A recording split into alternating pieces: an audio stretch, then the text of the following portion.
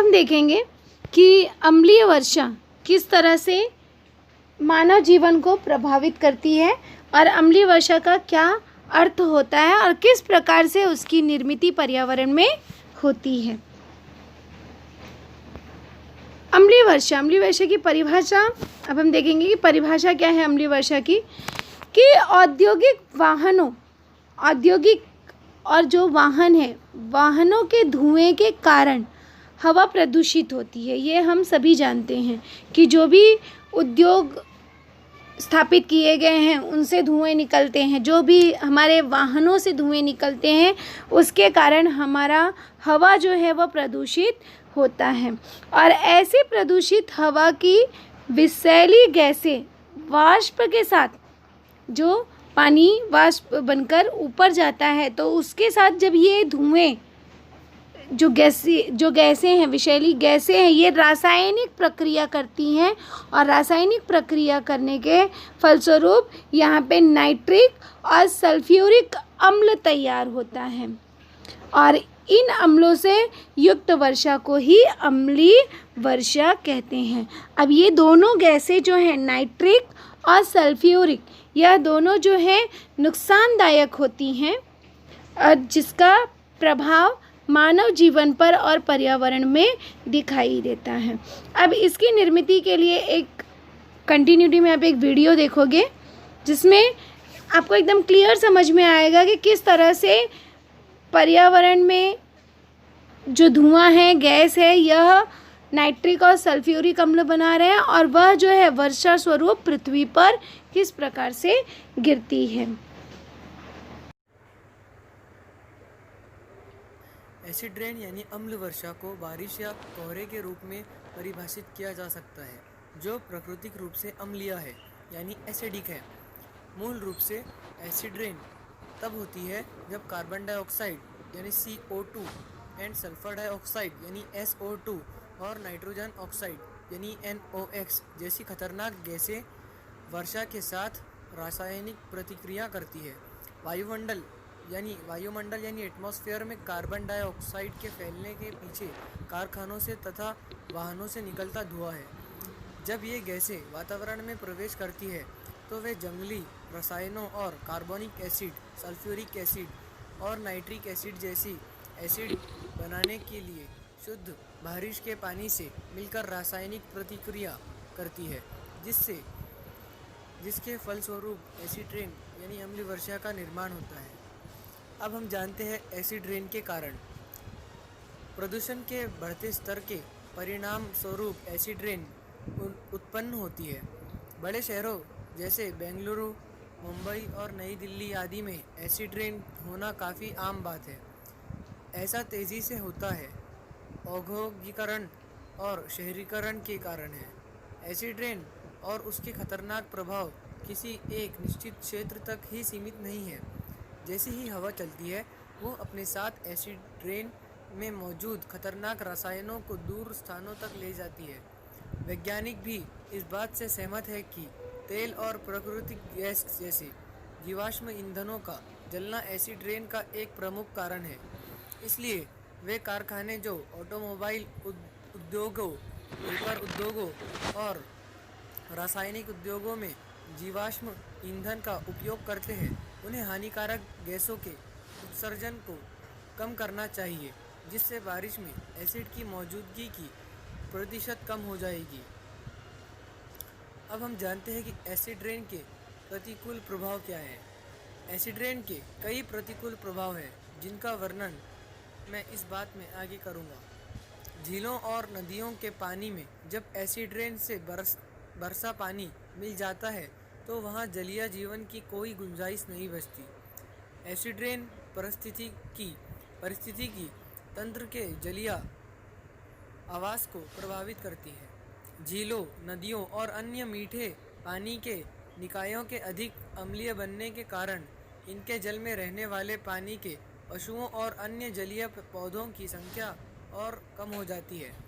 इससे फसल की पैदावार भी कम होने लगती है। इससे जंगलों और वन्य जीवों को भारी क्षति पहुंचती है। जब एसिड रेन वन क्षेत्रों में पड़ती है तो इससे सीसा और जस्ता जैसे विषाक्त धातु निकलते हैं, जिससे वृक्षों और पौधों की कम वृद्धि होती है। इस तरह एसिड रेन से वनों और जंगल के विस्तार में कम वृद्धि होती है।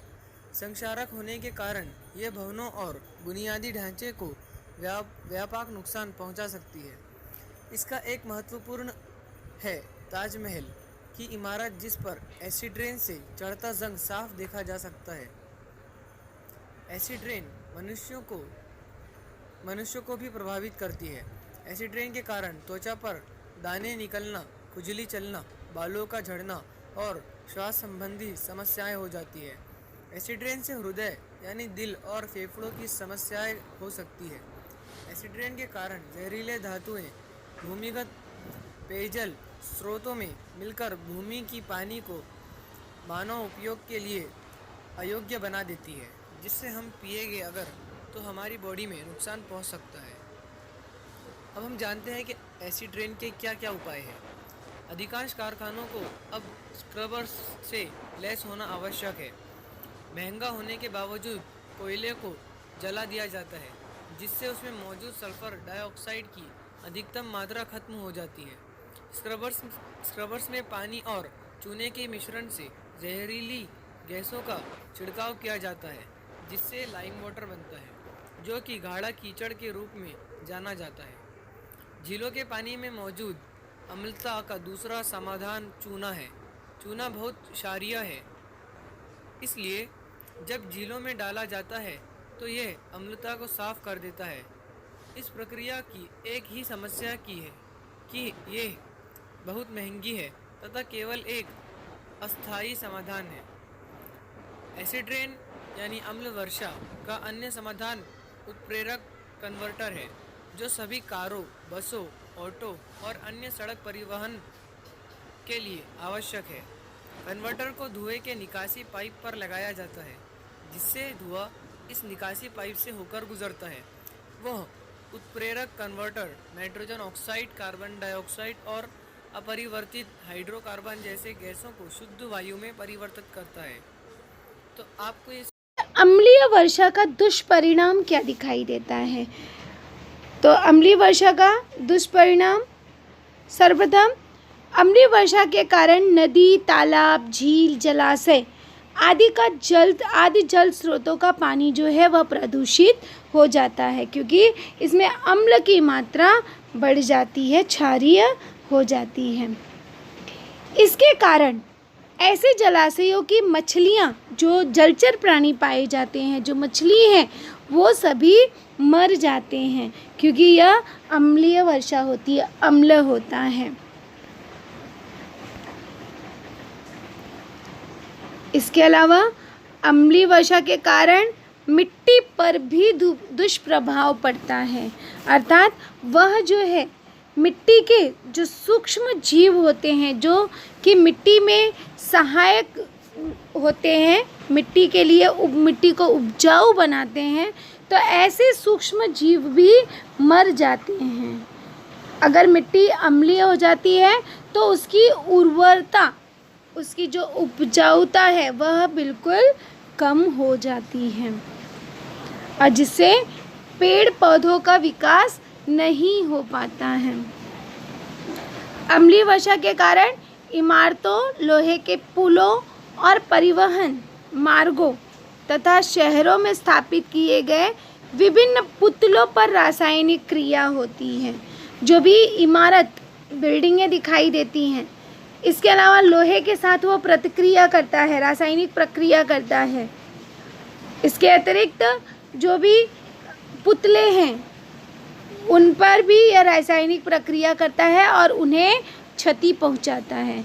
उदाहरण के लिए जैसे आपका आगरे का ताजमहल है, वह जो है संगमरमर का पत्थर सफ़ेद से पीला हो चुका है। उसका परिणाम यह है कि अम्लीय वर्षा के कारण, क्योंकि वह उसके साथ रासायनिक प्रक्रिया करती है। तो यह जो है मानव जाति के लिए बहुत ही नुकसानदायक और पर्यावरण के लिए भी नुकसानदायक होता है।